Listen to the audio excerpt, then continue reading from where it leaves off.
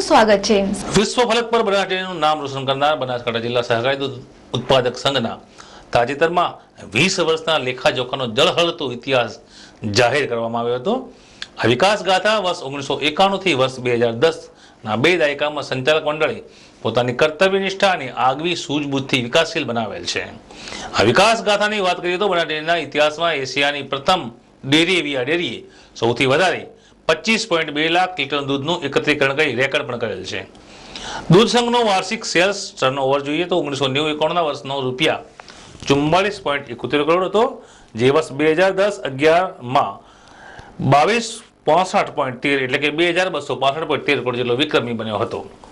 દૂધ સભાસદોને હાલ મહત્તમ પ્રતિ કિલો ફેટ રૂપિયા 430 ચૂકવાય છે। પશુ ઉત્પાદકતા ડેરીની વિવિધ યોજનાઓ અને આર્થિક સહાયો, આદિવાસી યોજનામાં રૂપિયા 73 કરોડની ફાળવણી, સભાસદ કલ્યાણ અને આરોગ્ય ક્ષેત્રની કામગીરી, બનાસ ડેરી વિસ્તૃતિકરણમાં બનાસ 2 તેમજ બનાસ 3 પ્લાન્ટ, સોડીટીપી પાવડર પ્લાન્ટ તેમજ કાતરવા ખાતે 1000 ton cattle feed factory plant, શિક્ષણ ઉત્પાદકતા, સામાજિક ઓળખ, આદિજાતિ વિકાસ, આરોગ્ય અને કલ્યાણ જેવી અનેકવિધ યોજનાઓથી આ ડેરીએ વિશ્વ ફલક પર પોતાનું નામ રોશન કરેલ છે।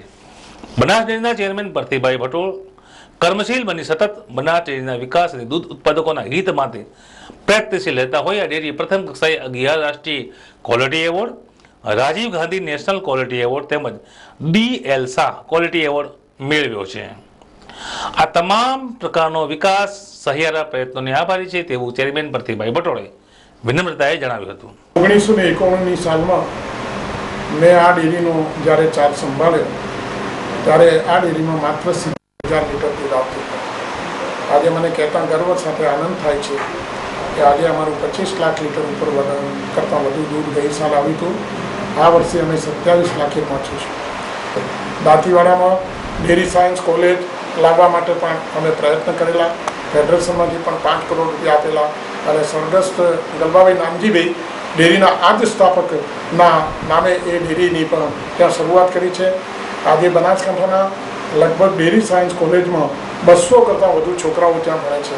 અમે મેડિકલમાં ભણતા છોકરાઓને પણ દર વર્ષે બનાસકાંઠા જિલ્લાના કોઈ પણ સમાજના અને ડેરી સાથે સંકળાયેલા હોય કે ના હોય એ દરેકને દર વર્ષે અમે 5,000 રૂપિયા પુસ્તક સહાય તરીકે પણ આપીએ છીએ। અમારા જિલ્લાના લોકોનું આરોગ્ય સારું રહે, લોકો સુખી થાય, સમૃદ્ધ થાય, લોકોના બાળકો સારું એજ્યુકેશન પ્રાપ્ત કરે એ માટે અમારા સતત પ્રયત્નો છે।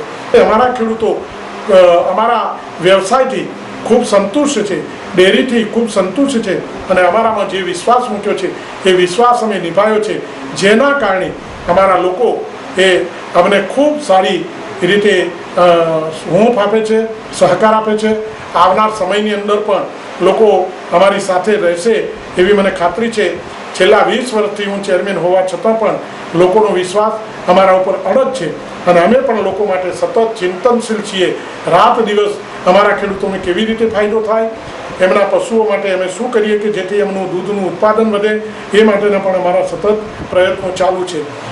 અરવલ્લીની નયનરમ્ય ગિરિમાળાઓમાં આવેલ જગવિખ્યાત યાત્રાધામ અંબાજીમાં ગઈકાલે આસો સુદ પૂનમ એટલે કે શરદ પૂનમ નિમિત્તે મોટી સંખ્યામાં ભાવિકો ઉમટી પડ્યા હતા। માઈ ભક્તોએ માતાજીના દર્શન કરી ધન્યતા અનુભવી હતી। 51 શક્તિપીઠ પૈકીના એક અંબાજી તીર્થધામ માઈ ભક્તોની રોજિંદી અવરજવર રહે છે, પરંતુ પૂનમે માતાજીના દર્શનનો મહિમા ઘણો અનેરો હોય છે। તેમાં પણ ગઈકાલે શરદ પૂનમ હોય વહેલી સવારથી જ માઈ ભક્તોનો પ્રવાહ અંબાજી તરફ ફંટાયો હતો। તેથી વહેલી સવારથી જ માતાજીના દર્શન કરવા માઈ ભક્તોની લાંબી લાંબી લાઈનો જોવા મળી હતી। મંદિર પરિસરની રેલિંગ અને ચાચર ચોકમાં ઉભેલા હજારો માઈ ભક્તોના જય અંબેના જય જયકારથી અંબાજી ધામ ગુંજી ઉઠ્યું હતું।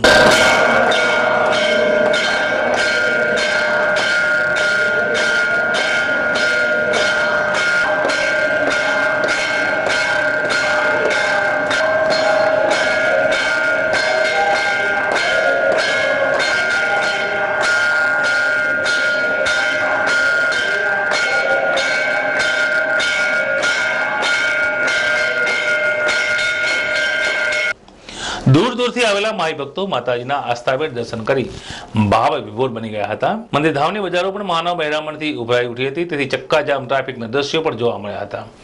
માતાજીના મૂળ સ્થાનક ગબ્બર ઉપર પણ માઈ ભક્તોનો ભારે ઘસારો જોવા મળ્યો હતો। જોકે 2 પૂનમ ગણાતી હોય આજે પણ માઈ ભક્તોનો પ્રવાહ જળવાઈ રહેવાની શક્યતા રહેલ છે. સમાચારમાં સમય છે ફરી એક વિરામનો.